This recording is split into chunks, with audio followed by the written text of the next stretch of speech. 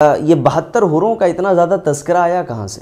آپ سوال کر رہے تھے کہ جنت میں کیا نعوذ باللہ فحاشی ہوگی جب وہاں 72 حوریں ملیں گی، ہے نا، اتنی ساری بیویاں ہوں گی، تو نعوذ باللہ کیا جنت جو ہے یہ ریڈ لائٹ ایریا ہے؟ السلام علیکم ورحمۃ اللہ وبرکاتہ۔ یہ حوریں آخر ہوتی کون؟ ان کا تعارف کیا ہے؟ یہ کون ہیں؟ اور تیسرا سوال کہ جنت میں کیا نعوذ باللہ فحاشی ہوگی؟ کیا وہ برائی کا اڈا ہے؟ بہت سارے اعتراضات نان مسلمز کی طرف سے کیے جا رہے ہیں۔ آج میں انہی سوالات پر کچھ باتیں آپ کے سامنے رکھوں گا۔ چلیے ویڈیو ہم شروع کرتے ہیں۔ حور کا جو لفظ ہے نا، یہ جمع کا لفظ ہے جو مرد اور عورت دونوں کے لیے آتا ہے۔ حور کا مطلب کیا ہوتا ہے؟ صاف و شفاف سیرت اور کردار والا، یا صاف و شفاف سیرت والا، چاہے وہ مرد ہو چاہے وہ عورتیں ہوں، دونوں کے لیے لفظ آتا ہے۔ اور اکثر آپ نے دیکھا ہوگا کہ حورن کے ساتھ عین کا لفظ آتا ہے۔ تو عین کا کیا مطلب ہوتا ہے؟ یہ اعین کی جمع ہے، جس کے معنی ہوتے ہیں صاف و شفاف عقل، یعنی ایسی عقل جس کے اندر کوئی فساد نہ ہو، کوئی بگاڑ نہ ہو۔ اور حورن عین کا جو لفظ ہے یہ مرد اور عورت دونوں کے لیے استعمال ہوتا ہے۔ یہ معنی جو میں نے بتایا ہے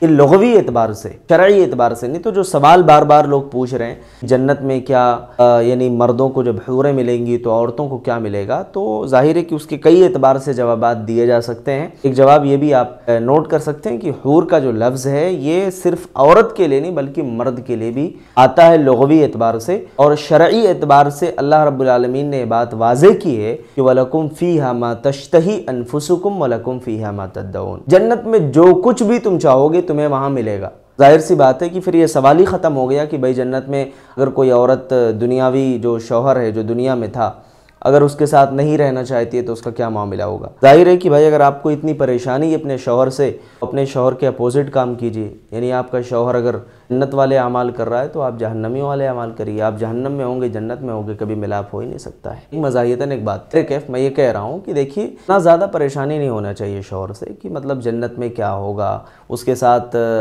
اگر ہم رہیں گے، ہم اگر اس کو پسند نہیں کرتے ہیں تو کیسے اس کے ساتھ ہم رہ سکتے ہیں، یہ سارے اعتراضات۔ کیونکہ جنت جو ہے نا یہ دنیا کی طرح نہیں، قرآن جو ہے ایک جنتی معاشرے کا ذکر کرتا ہے جس میں مرد بھی ہوں گے عورتیں بھی ہوں گی۔ آپ سوال کر رہے تھے کہ جنت میں کیا نعوذ باللہ فحاشی ہوگی جب وہاں 72 حوریں ملیں گی، ہے نا، اتنی ساری بیویاں ہوں گی، تو نعوذ باللہ کیا جنت جو ہے یہ ریڈ لائٹ ایریا ہے؟ اس طریقے کا فحش اور بیہودہ سوال، خیر کوئی بات نہیں ہے، سوال پوچھنے والا سوال پوچھ سکتا ہے، جواب دینا یہ ہمارا کام ہے۔ پہلی بات میں آپ کو بتا دوں میرے بھائی کہ قرآن کہتا ہے لا يسمعون فیہا لغوا ولا کذابا۔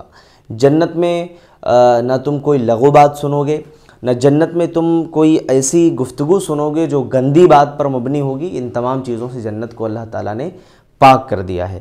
دوسری بات یہ کہ جب جنت میں بیہودہ گفتگو نہیں ہوگی تو ظاہر ہے کہ اس طریقے سے گندی بات جب نہیں ہوگی تو گندا کام بھی وہاں نہیں ہو سکتا ہے۔ دوسری بات یہ ہے کہ یہ 72 حوروں کا اتنا زیادہ تذکرہ آیا کہاں سے؟ کس نے کیا؟ کہاں سے یہ ٹاپک نکلا؟ آج کل اتنا زیادہ چرچے میں کیوں ہے؟